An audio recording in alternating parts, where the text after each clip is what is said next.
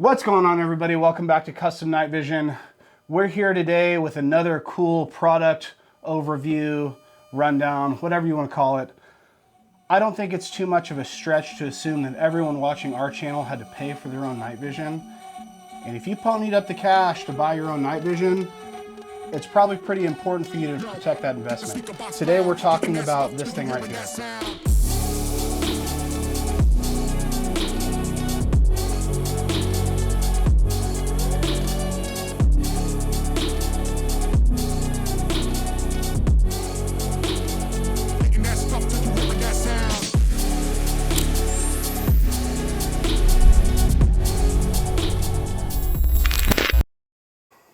Dude, you want to hear something crazy?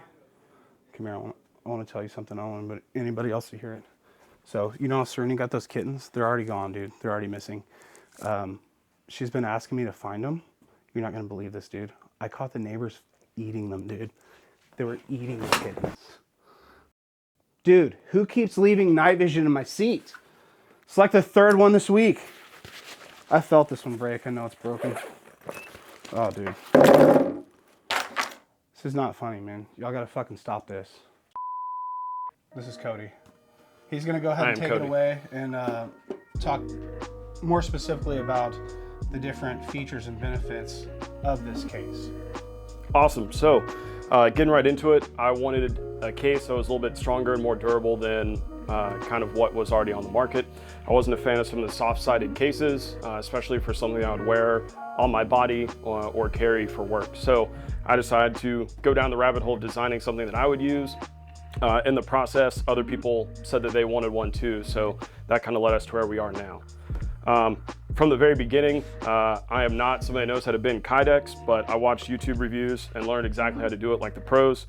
Made a cheap mold in my garage and then made this and used it for just over a year. The idea being I could drop my nods right in it. It had foam padding over my lenses so things wouldn't get damaged. It's fairly impact and crush resistant, and then it just has a simple shock cord retainer at the top that also holds some batteries. So this is a very, very rough starting point. From there, worked with some people that are familiar with 3D printing and design and stuff, and we were able to start down the progression you see in front of you. So ultimately, we tried different materials, different internals, and ended up with what you see here, which is just a standard articulating night vision case. The cool thing about it, it is 3D printed from ABS polymer, so it is very crush, impact, and somewhat heat resistant. So especially once the actual case is tightened, it has a lip that extends into the case itself. Very impact and crush resistant. It's not just gonna fold up on you, as seen here. So the logical progression, we started with the very first one. We decided it was a little bit too big, shrunk it down a little bit. We played with adding some stuff on the internal. We realized there was kind of untapped space. So the design indexes off of the dovetail of your articulating night vision device, so that way you don't have any shift left or right. From there, we decided to shrink it down a little bit, designed a lid that we liked, and then we added battery retainers on the inside. So we have a spot for a CR123 or AA. Again, your batteries can fit in there and you don't have to keep them stored in your device, which I'm assuming is a bad thing, right?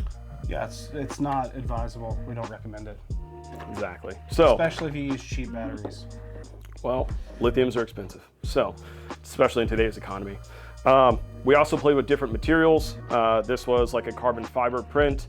The downside to this is, number one, it's a lot more time to print. This took 5 times as long as one of these to print.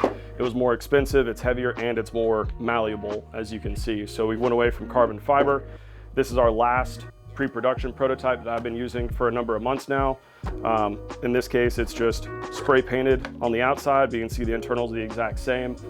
And we still have our battery retention, and this is what I use to carry my 31s, and I've been using this for a while. This one has actually been busted a little bit. I put my body weight on it, leaning in some sharp rocks on a hike, and was able to get a little crack in it, but it still hasn't broken through to the other side. It hasn't caused any damage to the internals or to my night vision device. So, you know, proof is in the pudding. But our final design, we have everything included. So when you get one of these cases, It comes with the case and the lid. It comes with the shock cord and a cord lock retainer, as well as 2 different sized foam inserts, right? So you have 1/8 inch and 1/4 inch, and there's gonna be 2 of each. What these allow you to do is adjust for the amount of space to be taken up by your night vision device. So if you have 31s, for instance, a little bit thicker foam because they're a little bit shorter lenses will do well. If you have standard PVS 14 eyepieces, like your 1431s or 1531s or any of the others, your standard 1/8 inch foam will work well. And if you have something super tiny, like these MH1s with RPO, you're gonna wanna basically stack both of these. But what that ends up doing is having all of the extra room and wobble taken out of the case. So when your night vision device is in there, you don't have any left and right shift because of the dovetail, and you don't have any up and down shift because of the foam, right? So once you close it, just pull your little retainer cord nice and tight, and now you don't have any problems banging this thing around, whether it's in a Pelican case, in your rucksack, in a backpack, on the back of your gear, something like that. Do you want to tell us a little bit about, I guess, a nylon solution for storing this case on body? Yeah, so we have a ever-growing list of nylon cases that will work with these. The dimensions are pretty easy to work with. So this is just one instance. If you end up running a nylon case, one easy thing that I'd recommend is reversing the way the shock cord goes. So instead of the cord coming out the top, you can have it come out the bottom. So now when I need to access this, I just pull my cord lock, unzip my case, and fold everything open. If you're not aware, a lot of these GP pouches have these little, what are these things called? Drainage holes, grommets. Yeah, grommets. They got these grommets in the bottom for letting water out. If you happen to jump in the water with all your kit, your pouches don't just fill up with water and stay really heavy. Exactly. Sorry, I didn't mean to get you off your train of thought there. No worries. So the other good thing, like you mentioned, the grommets and the drainage holes let water out. Same thing with the holes in the bottom of this case. So we use only closed cell foam, so it won't retain water. If your case does get wet or waterlogged or something, the second you're out of the water, all the water will be able to drain right out the bottom, and again, the foam won't retain that either. So this is just one example. You can see on the back of here, I just have a GP pouch on the bottom of my kit, and inside I have another night vision case as well. Again, this one started out live orange just like all the others, but it just got spray painted green. So same exact system. If I need to access it, I can open up my cord lock, fold out the lid, pull my night vision out, and then just zip everything back up. And again, it keeps spare batteries on hand, so I don't have to go digging for those either. I like that a lot. As far as nylon solutions go for pouches that these fit in, we can provide a list of ones that we've tested that this case does fit in.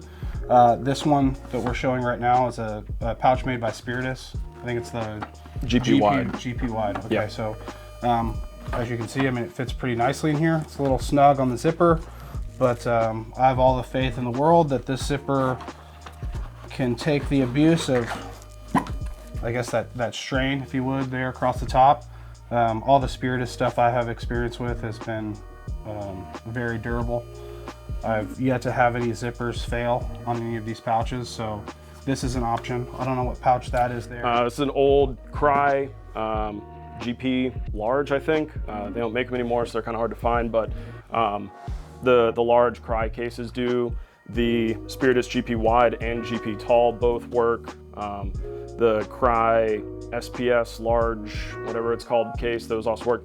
We have an entire list of cases that we have tested to confirm whether they do or don't work, and we can publish that along with this. It's more than I care to list off the top of my head. To add to that in the future, we're going to reach out to some of the nylon companies that we're familiar with and see about either modifying a case that they already have in production or doing a limited run of some of the cases they already have in production for our customers with this night vision case in mind.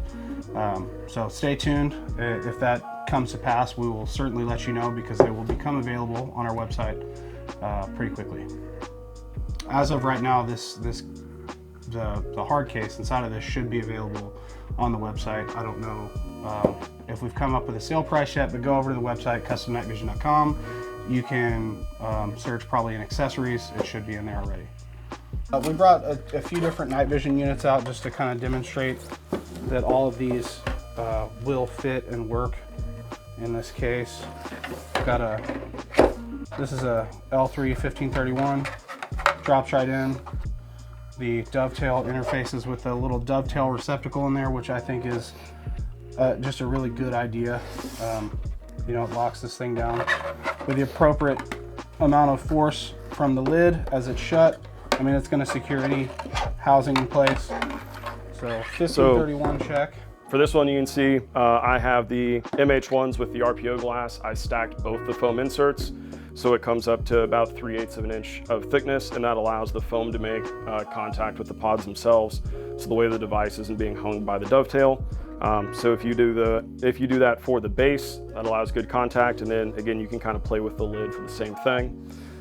Right here we have a set of 31s. You can see the thing that sticks out the farthest on these is actually the battery cap, not the lenses themselves. So on the lid you'll see a little imprint from the battery cap. That also means for your shorter devices like this, if you're using different iris systems on the front, those can also fit. Nice. This is an AR NVG with RPO. That also sits in there nice and snug. And then obviously you can adjust the pads in the top or the bottom to control the ride height, but that fits in there nicely and closes. I really like how this has a radius to it. So if you do want to wear it, I keep saying on body. If you're not following what I'm saying, some people like Cody here have their kit either like in a car or whatever. You know, it's part of their job. They want to have all their equipment as close to or on this kit so they can grab it and they're not grabbing a whole bunch of extra bags. It's a lot easier to just grab one or two things when you run out the door than to be looking for this, you know, it's over here in a cabinet or whatever. Having everything on, you know, one or two large pieces of kit or bags is very convenient. Yeah, the intention behind sort of the curvature there was twofold. One side is to allow for the night vision devices for a wider range to fit because they articulate and they can kind of fold in. So if you're using something that has longer IPD knobs, like the FS5032, the Elbit 31 Deltas. 31Ds. Yeah, if you're using those or the EOTech binos that have extended IPD stops, if you just fold your arm or your pods in a little bit farther, those fit as well. But also, like you said, worn on body. So if this goes in a backpack for you military folks, an assault pack, something like that, the kind of contour sits comfortably up against you, as opposed to it being flat and creating sort of a hot spot on your back through whatever equipment you're wearing. Right? Much more comfortable than having your night vision in a Pelican in a backpack or some kind of ruck or something like that. It's just going to be awkward and take up a bunch of space and not really feel good when those corners or flat areas dig into your body. Exactly. And then you also see you have, again, your battery retention. So you can fit a 123 or AA battery in there. And again, those are both retained. So if I take my night vision out, if you want to do, you know, cartwheels in a field full of dandelions or anything like that, your batteries are not just going to come falling out, right? But to retrieve them, all you do is drop your finger down in there and they'll pop right out. I think that's all I've got to say right now. I mean, we're going to continue working on potentially getting a nylon case dedicated or pouch dedicated specifically for this purpose. That may or may not come to pass, just depends on how things line up. And we're going to work on getting a cool name for you guys. Right now, this is referred to as the ANVC1B. So that doesn't just roll off the tongue. We'll think of something cool. If there isn't a final name in this video description, drop one down in the comments. Tell us what you want to call it. Maybe we'll choose your recommendation. Well, I think that's it. Thank you for watching. Thanks for having me on the show here. As always, subscribe to the channel. Get down in the comments. Say something crazy. Like this video. Share it with your mom. Have a great day. See you next time.